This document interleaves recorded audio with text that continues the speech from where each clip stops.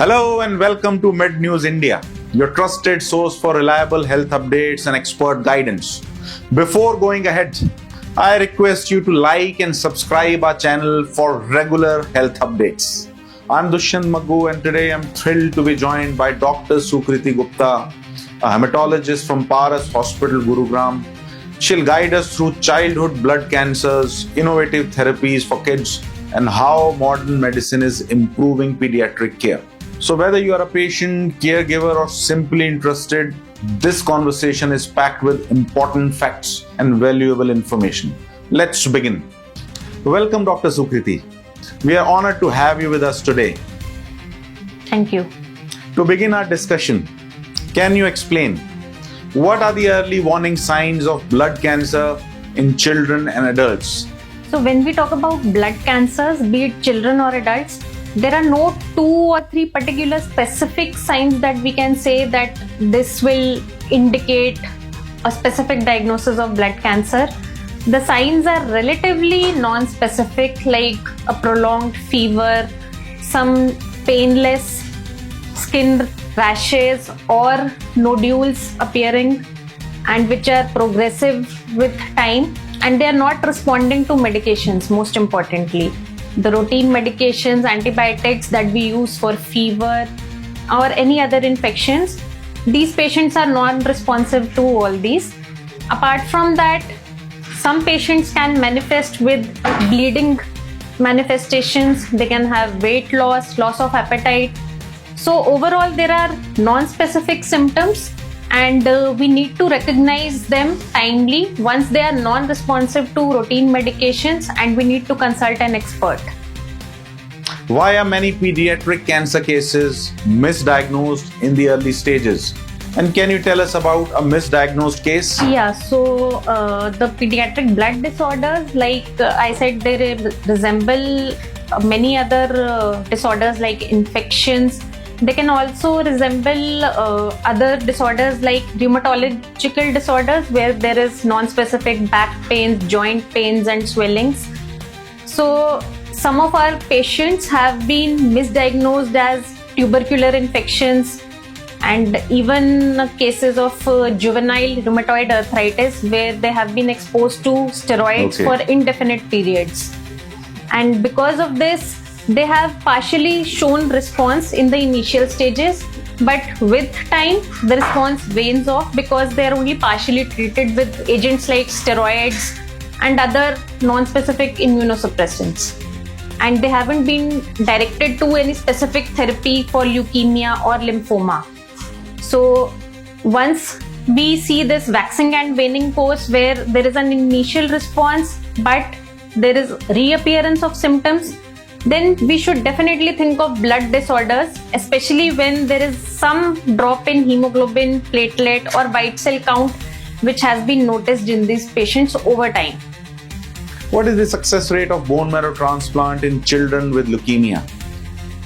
When we talk about leukemias in children, so first of all, it is important to understand not all patients with leukemia would need a bone marrow transplant. Most of patients of leukemias will respond to only chemotherapies. Most common leukemia in children is acute lymphoblastic leukemia, and the first line treatment will be chemotherapy only. And we can say around 80% children will respond to chemotherapy alone. But beyond that, yes, there are certain high risk cases. High risk we define based on certain genetic parameters called cytogenetics, or based on some next generation sequencing panels, which we do in all patients of leukemias. So in these patients, whenever it is defined as a high risk leukemia, or in cases of acute myeloid leukemia, it is preferable that we go for an upfront transplant. Otherwise, transplant is usually indicated in cases of relapsed or refractory leukemias who do not respond with chemotherapies. And in terms of outcome, we can say even in relapsed or refractory or high-risk cases of leukemias, the overall outcome is approximately 60 to 70% broadly in children. Is bone marrow biopsy painful? How is it done, especially in children? Okay. First of all, a bone marrow biopsy is invasive, but it is minimally invasive test. It doesn't really have any complications. We subject a child to bone marrow aspiration or biopsy only if it is definitely indicated and we have to rule out any hematopoietic disorder. So it is always done after admission of the child in a daycare basis usually, where we give sedation to the child so that the child is made to sleep and the child is calm, comfortable, and only then do we do a bone marrow biopsy from the hip bone. We don't touch the spine in any case of bone marrow biopsy, and there is no cutting, stitching involved in any bone marrow biopsy. So we have to understand there are no particular complications related to a bone marrow biopsy. There can be mild pain at the local site or bleeding just after the procedure, and sometimes sedation related very minimal problems arise, but they can be well managed. So whenever a bone marrow biopsy is indicated and advised by an expert, it should definitely be done. Do alternative therapies like Ayurveda or homeopathy interfere with cancer treatments? So patients who believe in Ayurveda and homeopathy, most common myth we have come across is they feel that all these therapies are without any side effects, which really fascinates them, that there is no side effects involved with Ayurvedic or homeopathic and other alternate kind of treatments. But it is absolutely not true. We have seen patients taking Ayurvedic medications and coming up with some kind of liver damage, some unusual abnormal bleeding problems, which is entirely unexplained because we don't really understand, we don't really know the composition of these Ayurvedic medications which have been used and to which the patient has been exposed. So it is in these cases difficult to manage, and the basic underlying disease gets overlooked, it gets missed, and the treatment is also delayed. So especially in cases of cancers, we'll say that the Ayurvedic and homeopathic medications should really take a back seat, and there is no medications without any side effect. What are the prospects of gene therapy as a potential cure for sickle cell disease and thalassemia? So, well, gene therapy is very much talked about nowadays. It is an upcoming therapy. It has undergone a few trials in various countries. It is even undergoing a phase 1 trial which has been started in some areas in India. But as of now, it is not a clear-cut beneficial option.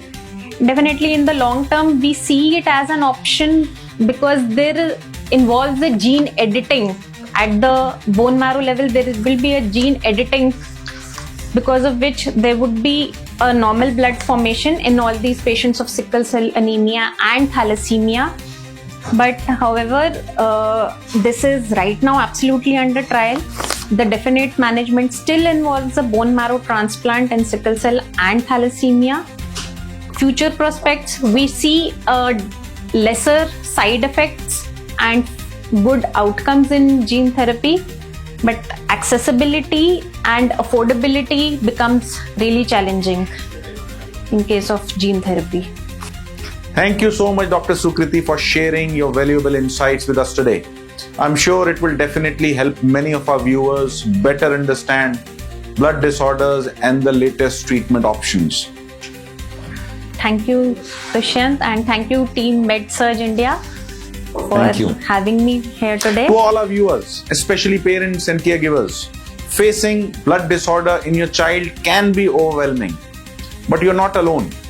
With the right knowledge, expert care and support, there is a hope and path forward.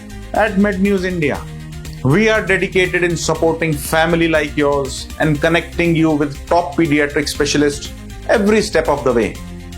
If you found this video helpful, don't forget to hit the like button and subscribe for more.